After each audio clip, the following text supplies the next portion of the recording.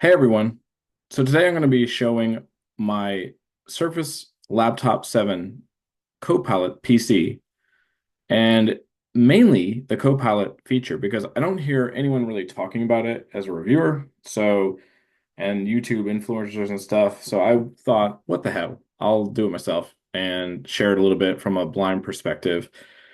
So this is my first computer that runs ARM. I've used, to be fair, on my MacBook M1, I used Parallels and VMware with JAWS and also UTM with JAWS and NVDA. So that kind of gave me an idea what I'd be in for on the ARM.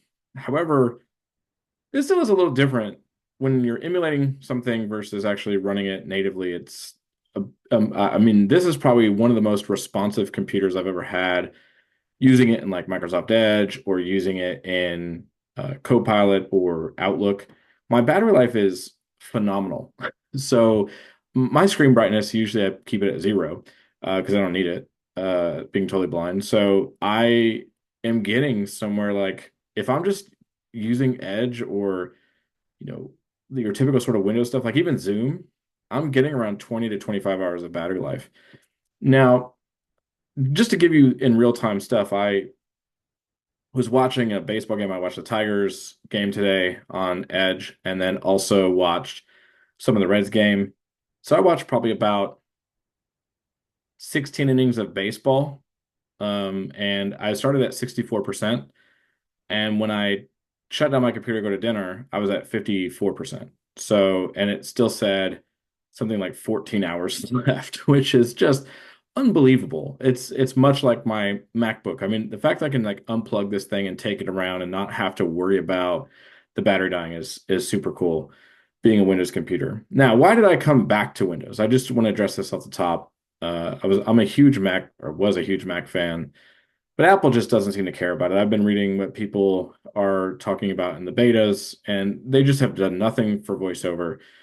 Interacting with Siri on the Mac with VoiceOver is a complete shit show, to be honest. It's not a great user experience. Coming from Apple, it's disappointing. I mean, when you look at all the ways Apple tends to make VoiceOver super accessible on the iPhone and iPad, the way that they treat the Mac is highly disappointing. And I really think they need to, it's time for them to look at from the ground up, like how the Mac works and how voiceover on the Mac works. And it's a frustrating experience. And I'm not talking about the, number of keys needed to do something. That's never bothered me. I actually like the way the Mac works for the most part. I mean, but in the last 2 or 3 years, 4 years maybe, what has voiceover really added to the Mac experience that's made it so much better? Nothing. I mean, they've never given it screen review, which would be super helpful. They've never, you can describe an image now, but I mean, let's be honest, the Mac has really become TalkBack and Android. Like it gets feature, it's accessible enough, but it's more frustrating than it's worth. So that's just my take.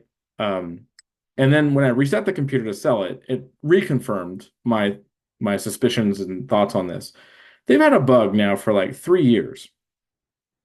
So what started me on Mac as a blind user before like in like 2014 is the fact that they were the only one in town that you could reset the device at any given time as a blind user and set it up from scratch because the recovery assistant talked and it really did a good job. Now the problem is in the recovery assistant, you can't select Wi-Fi as a blind user. You have to use the mouse, the touchpad, and move your finger up and centimeters and centimeters and centimeters. I was using Ira, which they were describing where to go. And then even when I got selected, it wouldn't read the password box. It wouldn't read the uh, I forget what all it asks you, but it has a few prompts before you choose the drive that you want to install the Mac OS onto. So once it came up to the screen of like where I can choose the drive, then it was fine. But it was just really frustrating. On Windows, it's completely opposite. You can basically reset your PC all yourself and do everything on your own, which is great. It's the way it should be. So Apple, if you're out there listening to this, please make Mac better. I still have an iMac here because I like to record things, and it's the best for that. But it's just time that for my normal like web use and email use and all that stuff to come back to Windows. So all that out of the way, I would decided to jump head over feet into the ARM stuff, which I've never really dealt with before. So I will say off the bat, I've had a few compatibility issues with ARM. So Apple Music doesn't work, which is highly disappointing, as it's in the Windows Store. I actually never thought I thought all the Windows Store apps would work. I don't know. I guess I'm ignorant to to that because you would think that one of the requirements Apple would, or sorry, that Microsoft would set in their own store is that you'd be supporting ARM, but that apparently is not the case. So it's very sad and disappointing. The second thing that I ran into with running emulation is that your battery can take a hit. So I ran an app called Prism, which is from NCH that basically takes video and turns it into audio. And when you do that, your battery goes way down. So, like for example, if I check my battery right now, it'd tell me like something like 15 hours, 20 hours, whatever it might be. When you're running that, when you're running x86 stuff in emulation, you're basically going to get like it's going to tell you like you have an hour left. This doesn't really honestly bother me too much because it's not something I'm running all the time. So once I get done running that program, I close that program and my battery shoots back up to being like super efficient. So um, my computer does get hot, and I have heard the fans when using x86 emulation. I was emulating a PlayStation 2 program, and the fans actually ran pretty good on that. But outside of that, I've not heard them, and that's what I love about this thing. Using Outlook, using Edge, I never come across a point where the fans run. And oh gosh, I hate that about my Dell. My work Dell computer sounds like a jet. Just, opening up a Word doc. And it's like, why? Why does it need to do this? So those are my kind of quick initial thoughts on the Microsoft Surface line. So I want to show you a little bit about Copilot. So I didn't know a lot about Copilot, to be honest with you, coming into this. One of the things that is really cool with Copilot is the fact that it does use GPT, I think, a lot for some of its responses, but it also gives you up-to-date information. So I can ask it, I'll tab over. Okay, I'm gonna slow down speech here. All right, so I'm gonna ask it, what are the live baseball scores? Enter. Stop responding button to activate. Press enter. Chat with copilot. Edit blank placeholder. Chat with copilot. Type in text. Response stopped. Live baseball scores. Received message. Here are some of the current live baseball scores. Los Angeles Dodgers vs. Los Angeles Angels. The game is in the second inning with both teams yet to score. Colorado Rockies vs. Washington Nationals. The Rockies are leading 4-3 in the fifth inning. Some recent final scores include San Diego Padres 6, Milwaukee Brewers 4, New York Yankees 8, Atlanta Braves 3, Seattle Mariners 9, Miami Marlins 0. Are you following any specific game or team tonight? Message has links. So it actually, does really well. I didn't have to go out to Google and do that. So as you heard Jaws say, so with ARM, Jaws and NVDA both work for those who don't know anything about ARM. They do have ARM builds that you pretty much just install on their own. They're able to figure out which architecture you're running, either x86 or ARM, and install the correct version. JAWS on ARM, I will say it doesn't have all the features, but like it doesn't do some of the math stuff. But I don't use the math stuff anyway, so for me it's not a non-issue. But for you, it might be otherwise. So you can also talk to Copilot, and she remembers things. So I could ask it, who is my favorite team? Who is S Yeah. S my favorite baseball. T enter. That's it. Who's my favorite Stop baseball team? responding button to activate. Press enter. Chat with copilot. Edit blank placeholder. Chat with copilot. Type in text. Response stopped. Received message. Your favorite baseball team is the Chicago Cubs. Barefaced baseball. You've shared your enthusiasm for the Cubs' history, players, and memorable moments like Kerry Wood's 20 strikeout game and Ron Santos' contributions. Are you excited about any upcoming games or players this season? So it's, as you can tell, it's trying to be very conversational to learn about me, which is fine. I'm not weirded out at all with Microsoft. I trust Microsoft. So my friend Lonnie called me today and was talking about this app called PI that he had heard about. And I don't know anything about PI. I have not researched it at all. But one thing that kind of stuck with me after the call is, well, who's behind PI? What? Because basically it does this sort of thing like Copilot's doing, where it's remembering things about you. And so the questions I have is who owns PI? What are they doing with that data? Why do they need that data? Or is it all local? Those are the things I don't know. On the Mac, I was using like Llama and building my own on-machine AI. I have not done that with Windows yet. I might look into it, but probably not. I mean, I only got the 16 gig RAM version and a 512 hard drive, so this is probably what I'm going to do with it right now. But that is also cool, like when you start building your own language model and kind of messing with it. I had a lot of fun with the Mac doing that. So let's use the microphone here. Add an image. Use microphone toggle button to Now, toggle audio. Press space bar. I'll show you a little bit about this one. So let's see. Um, This page is access. when is the next NHL Stanley Cup game?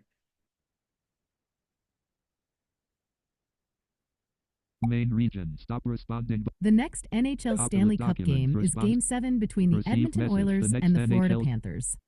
It will take place on Monday, June 24th at 8 p.m. Eastern Time at Aimrant Bank Arena. This game will decide the champion, as the series is currently tied 3-3. Are you planning to watch the game?